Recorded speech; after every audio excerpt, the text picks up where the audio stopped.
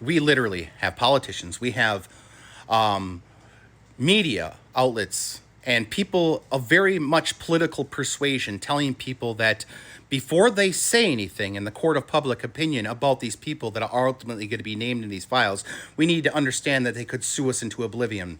And that we need to realize that there could be a lot of innocent business dealings in here that were legit, that had nothing to do with SA.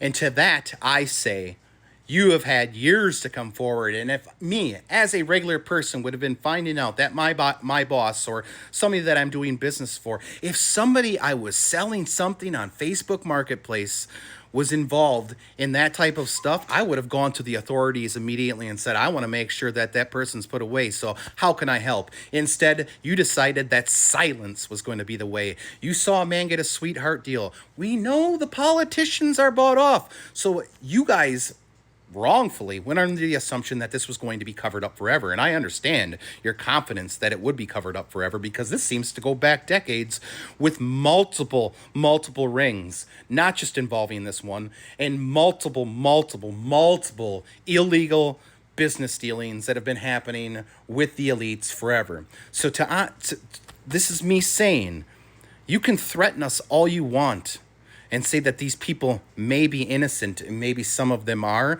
but the fact that you were complicit and you did not open your mouth and you did not try to make sure that victims of such a heinous crime were receiving that justice makes you guilty.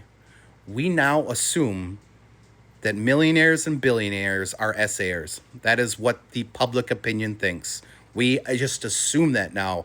We feel like the burden of proof should be that you aren't doing that. We assume that all business dealings are corrupt and they are ultimately to line your pockets. And we now want you to prove that you aren't doing that. And I understand that's not how the system works, but what we're seeing is a system that is screwing the bottom and ultimately bought at the top.